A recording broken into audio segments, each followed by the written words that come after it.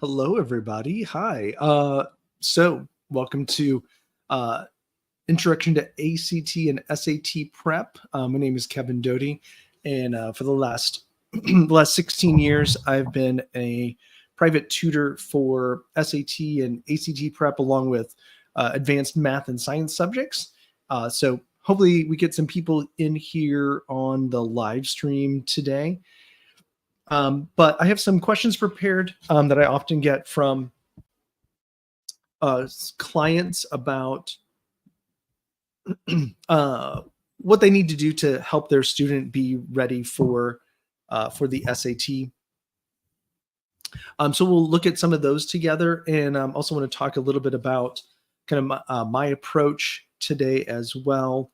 And also think about some next steps that you might be able to take with your student to kind of help them get ready for the test. So let's get started with a couple of questions. Let's see. As soon as I find the right question here.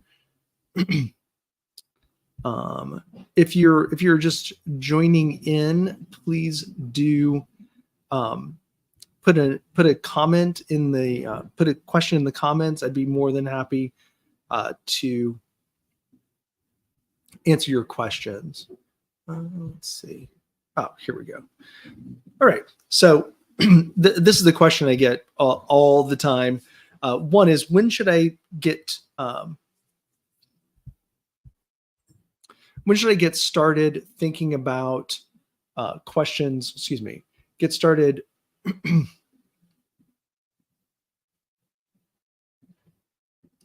I noticed a typo. Excuse me. Actually, let me just fix this since I'm here doing the stuff. Haha. All right. So that's better. When should you get started? When should you get started preparing for the SAT or the SAT? So typically students should plan out about 2 months ahead of time is when I think about giving students enough time to prepare for a test. What that does is obviously have to plan around students' academic work. Often students are involved in sports or play performances, other activities. And I think that you want to give your student a chance to give them a chance to do the work that's required without necessarily kind of cramming in the work and trying to really hurry through understanding what the test is doing and giving them the confidence that they need to apply those strategies and principles. So it's going to take some time to learn what sorts of content mistakes students are making. It's going to take a little bit of time to understand strategies that are part of taking the test. And then it's going to require practice. So students need to have that time to absorb the material, get through enough practicing to really make it part of what it is that they're doing on the test, and make it more rote, more that they don't have to think about what they're doing every single time before they jump in and practice a question. Let's see. Another question. Let's get another question up here. Okay, this is another question I get, or at least it's implied often by parents. Sometimes it's even explicitly asked, or the problem is presented that, my student is a bad test taker, and so that means that what can we possibly do for them so that they can do better on the test? Let's say they've gotten a score that's not so great. that they want to, they're applying for a particular college or a particular, they need a particular score. So in my opinion, test taking is a skill. It's something that just like riding a bike, learning how to play soccer, uh, learning anything, test taking is a skill that can be developed. And there's definitely some things that people can, not just strategies of how to approach a test, but how do I get ready for a test? What kinds of things do I need to do to be successful on the test? Do I have the skills that I need to be able to even answer the questions? Simple things like reading the whole question, reading all of the answer choices, going at a pace that is helpful for uh, that particular student to understand what it is that they're doing and think about the information. Um, so a process of elimination. I mean, obviously that's super of a very common test strategy that teachers all through all subjects say, make sure you eliminate answer choices. All of that is exactly true, but that's something that students can, hopefully maybe they've learned through their academic work, but now taking the SAT or the ACT, now it's really on overdrive. And if students come to the test with lots of feelings or beliefs about what they can accomplish, or they're feeling they themselves believe that they're a bad test taker, that is going to translate into it's going to have an impact on their performance on the test. So again, I think that whether or not a student believes they're a bad test taker, often that's often not the case. Some students have difficulties with tests because of other overlying concerns or perhaps other learning challenges. But by and large, students that think that they're bad test takers, they're not intrinsically bad test takers. They just haven't learned the skills yet. And so this is doing test prep, whether it's for SAT or ACT or just helping them learn those skills, can certainly translate to a better SAT or ACT score. All right. So why might test prep tutoring be helpful? Certainly, we can say that students that are performing poorly can improve their scores. They can become better test takers. So one area is just helping students be better at taking tests. These are not the only tests that they're ever going to take, of course. So it can be helpful for that reason. It also can be helpful because there are, while many schools are test score optional, I think the trend is moving in the other direction currently. Several schools have started to require tests again. So I think that's one motivator, especially if you're applying to or thinking that you're going to want to apply to a particularly competitive college or university. They may require tests. Further, there are some programs that require a certain score cutoff. So, for example, one example I used last week in the Q&A was that Kelley School of Business, that's at Indiana University. I know this is true of at other places as well.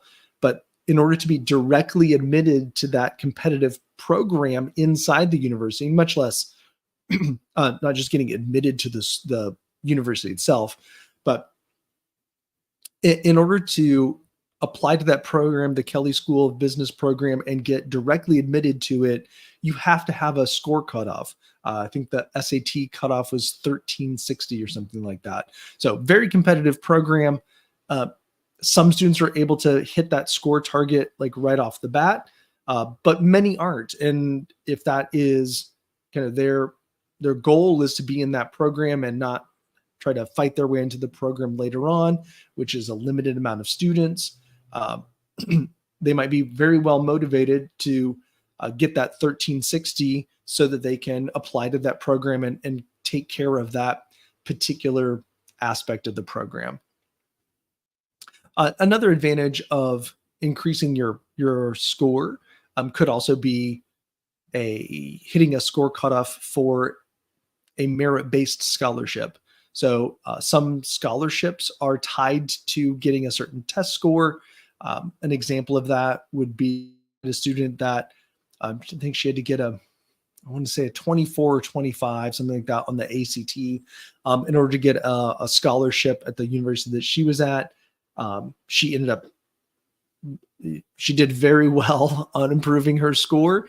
She ended up with $7,000 a year scholarship, a year, not 7,000, but essentially $28,000 because she was able to meet that score goal at that particular university. Now, every university is different. Not every university has those. Excuse me, but that's certainly a possibility, a possible way of by test prep tutoring. It isn't just getting a score to get a score or getting a score to get into a particular college, but there can also be financial benefits. There can also be academic benefits that would not necessarily be available to everyone who's applying. Let's see. Right. Next, what's the difference between the SAT and the ACT? So just some general context questions, I guess we could say. The SAT, as you probably know, or your student probably knows, is that the SAT has gone digital as of this year. So juniors who took their PSAT in October took the digital version of the test. There's an app called Blue Book that College Board is offering for download, where students can practice the digital version of the SAT. So it's still reading language and math on the SAT. There are two modules. One module of reading with two different sections. That's the first half of the test. And the second half of the test is one module, two sections of math is the second half of the test. The other big difference currently on the SAT is now that instead of having a section that was no calculator, they've gotten rid of that. And the entire test, the entire math test on the SAT is all calculator. So not only do they provide a graphing calculator, which I think is a really nice change, it's based on the Desmos graphing calculator, which is an online calculator that a lot of students use in their academic classes. Or students can also use their personal graphing calculator that has been approved by the SAT, which is a similar list to previous years. The ACT, the main difference on the ACT is it's also 4 sections, but each section has its own sort of subject focus. So the first section in the ACT is the English section, which is primarily grammar. The second section is math, so all math, all calculator. The third section is reading passages, answering questions about those. And the fourth section, which is the most different aspect, is the science section. A lot of students are really concerned about that they will be asked to balance chemical equations or some special formula or something that they learned in physics, things like that. That is not what the ACT science section is about. It's essentially reading or observing, analyzing tables and charts and graphs that have science subjects. So it might be somebody did a study about badgers and their habitat or something like that. And then they give you some information about the badgers and what the badgers did.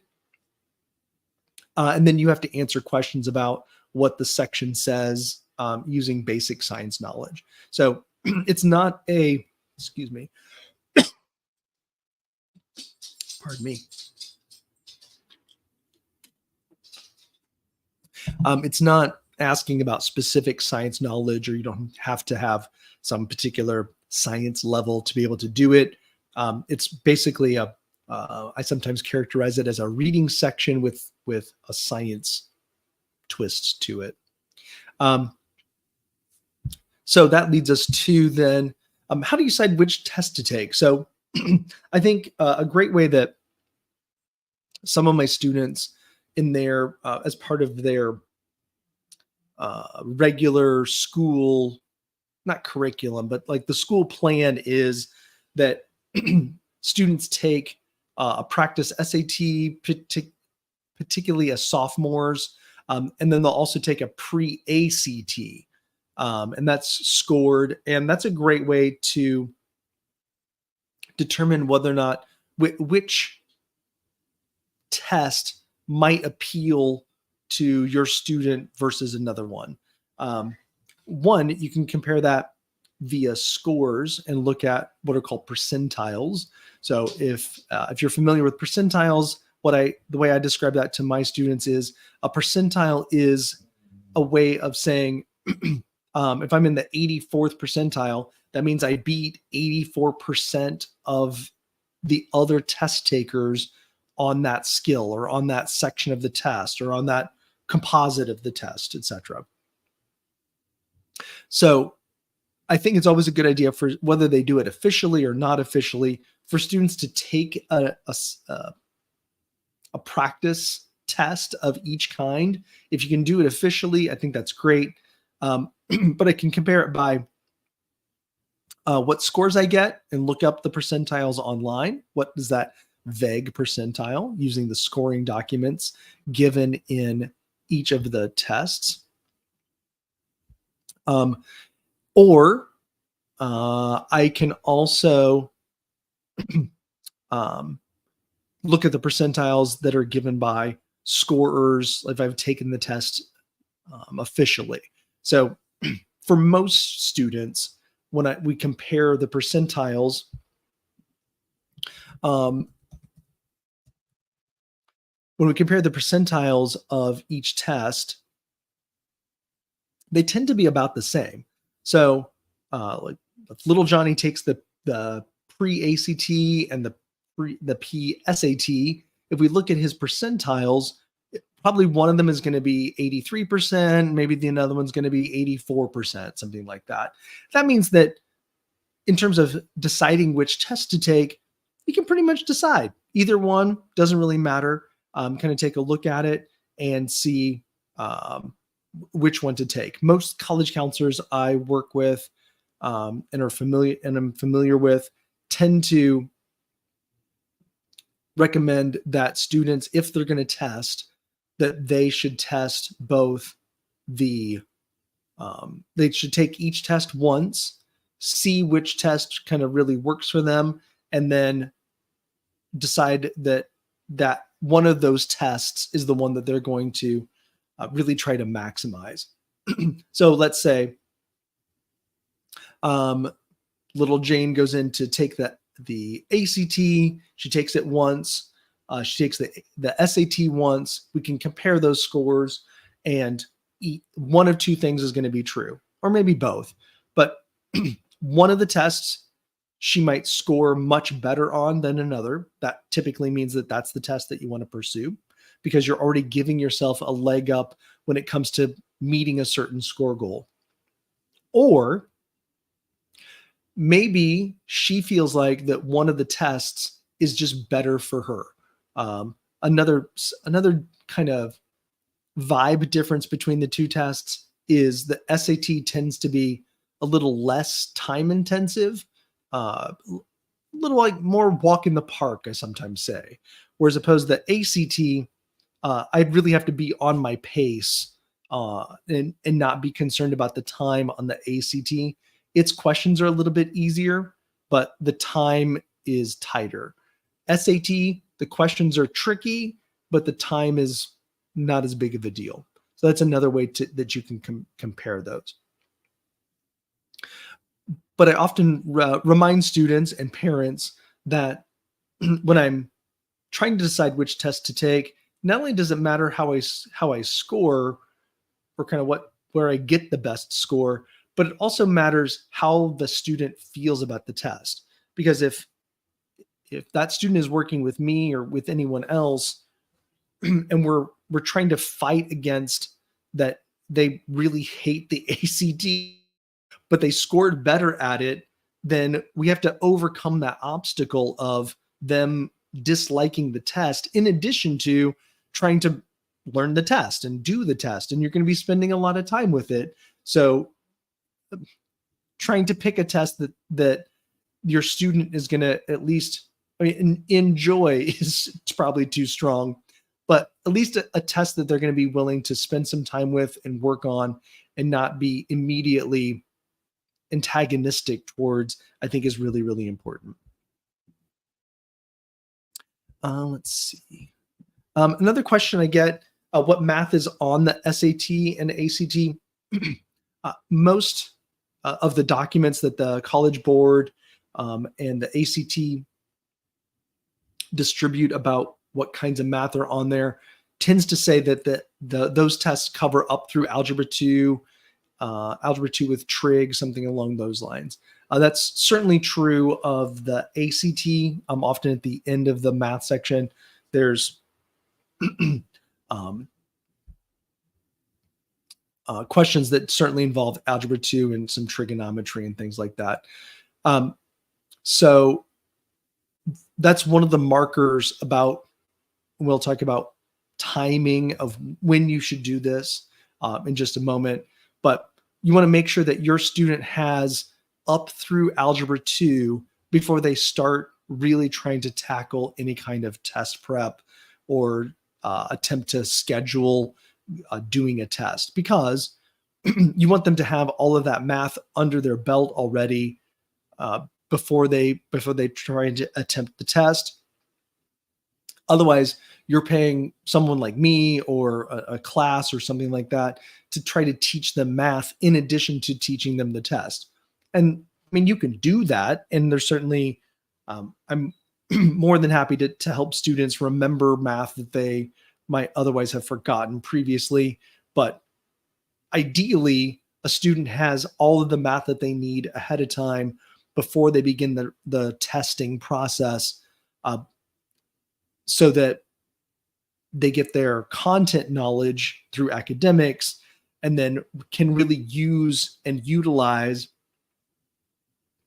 their work on test prep itself to focus on just doing the test rather than trying to relearn math or some things like that.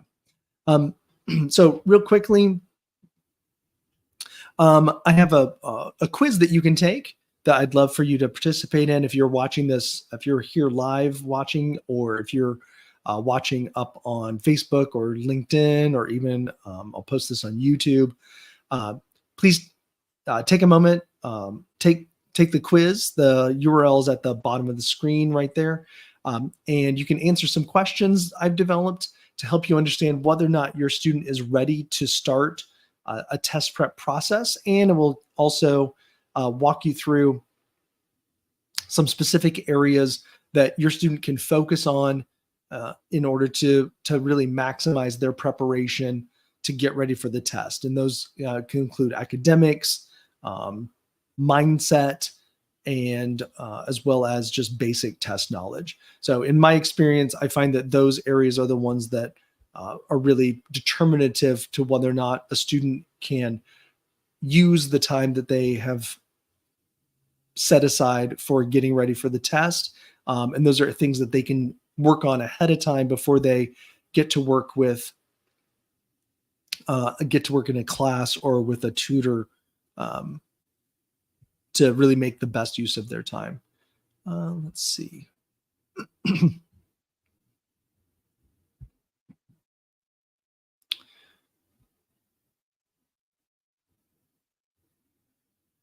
um, hmm.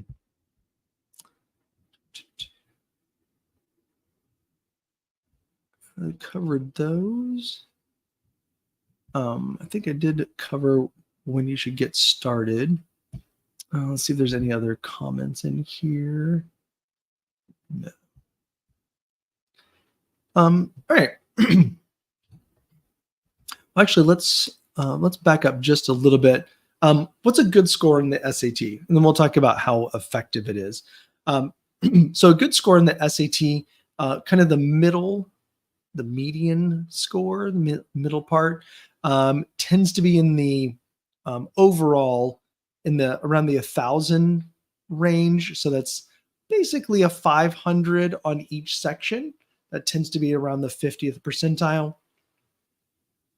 So if your student's getting in the 1100s, they're doing a little bit better than average. If your test score is in the 1200s, so 1200, 1260, that kind of area, that's a nice solid test score. And if you're getting in the 1300s, certainly 1400s, then that's absolutely magnificent. So the maximum score that you can get on either SAT section is 800. So the maximum score is 1600. If you ace the SAT, you can get a 1600. What about the ACT? So the ACT is a little bit different scoring numbers. Their scoring is out of 36. You get the maximum score is 36. Kind of the median score there, I think like the 19, 20, something along those lines. So they give you a score on each of the 4 sections. So you get an English score, a math score, a reading score, a science score. Again, all out of 36, and they literally just average them to get you your composite score. So how effective is that? So if a student is coming to me and saying, hey, I want to raise my score, what should they expect, kind of thing? Well, I think that, so just an average, I think most students, if they're in the middle part and they have solid academics, they should be able to raise their score 150, 200 points on the SAT, and they should be able to raise their score at least 3 or 4 points on the ACT. A lot of that depends on what score they're starting at. So as you might imagine, if we're starting in the middle, moving that up, because if they're in the middle, they've missed quite a few problems, moving that up is a little bit easier. So let's say we got 1,000, moving that up to 1,200 is doable. It's doable. If they're at 19 or 20, moving that up to a 24, pretty doable. That doesn't mean that it's impossible to move your score if you're in a different place, but it's just harder to do if you happen to be a student if you've got a 1,300 and for whatever reason you're trying to get to a 1,400, to get a 1,300, you've got to have a pretty good, you've scored pretty well at the beginning. That may mean you only missed 10 problems on the whole test, something like that. So in a way, it's easier because we can be more targeted. Let's say we only have to get like 4 more questions right, but you're only missing 10 questions. So the window of what we have to fix is small, even though the amount that we need to fix is also very small. So again, it's possible, but it really depends on where people are at. Let's see. Another question I sometimes get from families is, should my student just take a test, kind of try it out, and get a score, and then we can decide whether or not we want them to prepare for, meet with you, work with you to prepare a test. So I think that there are 2 sort of schools of thought on this, and this gets into the idea of mindset, which I think is really, really important. and something I work with my students on a lot. So one, uh, I could have my student take the test and just get a score, kind of see how they do, and then get started prepping. Number two, I can make sure that they're well prepared moving into their first kind of official test. To me, the marker of what I would decide there is, how is your student going to feel about that score? So I've seen many times that a student goes in to take a test, they're kind of unprepared, and then they end up getting a score. And for them, that sort of sets a foundational score. It means that, like, if they got a 1200, they sort of feel like, well, I guess that's all I can get. Like, I'm not going to be able to move it much from 1200. And so it makes making that leap to a higher score more difficult. Now, not every student is like that. Some students want to just give it a try. They're not blocked by having that score. And so for them, it might be a good idea to just get them warmed up, have a chance to try it out, and then they believe that their ability to improve the test isn't hindered by their past performance. And so you as a parent know your child pretty well at this point, I would imagine. And so knowing which way they're going to tend to take that information, is it going to be a block for them, and they're going to take that score and it's going to be difficult for them to move from that position? Or are they going to take it in stride and it's just another piece of information that your student is going to say, okay, that's what I got, now let me really go attack it, and it's not going to hinder them from moving forward. So to me, that's a place where mindset and thoughtfulness about how your student will ultimately understand that score for themselves is really, really important. Let's see. I think we've covered most everything here. If you're checking this out, and if you're looking at live, great. If you can throw more questions at me. I'm going to post this up online so you can take a look at it a little bit later. So if you're on LinkedIn, it'll be up there. On Facebook, you can take a look at there. Of course, on YouTube.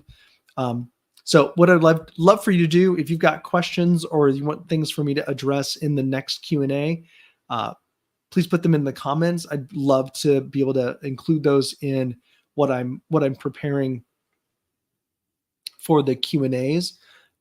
If, for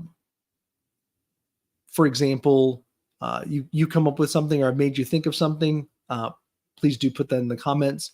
I've also put up on the screen my quiz, the quiz that I've developed for you to find out how prepared your student is just to start SAT and ACT prep. So go to the link down below. You can see right there as it's coming across, Inzendoti test prep quiz. So go to that quiz, answer the questions. It's going to give you a report unique to your questions and your student about whether or not, what areas that they might need to work on before they even start the test prep process. And this will be a good way to get an idea of just what kinds of things do they need to look at before you invest quality time and money into a tutor or a class or things like that. Definitely things that they can work on themselves or in the context of school to really make the best use of our test prep time, no matter who they work with. Of course, I'd love to have a chance for them to work with me. But so again, go to leave a question in the comments. We'd love to answer those. Take a look at the quiz link. Go to the quiz link and fill that out. That will give you some good information about moving forward with your student. So thank you for joining us. I'm happy to be on here and answer people's general questions. And certainly if you're here at the end and you've spent some time with me today, even if it was not during the live, thank you so much for doing that. But do leave a comment. Do go take a look at the quiz and fill it out. I would love to be more helpful to all of you. So thank you so much, and there'll likely be another Q&A. Probably not next week because it's Mother's Day, but the following week after that, have another Q&A. So if you didn't get to join us this time live, please consider joining the next one. And in the meantime, thank you so much. If you would like to work with me or check out my work, you can always reach me at www.kevinadoditutors.com. KevinADodieTutors.com. Thank you so much. Bye-bye.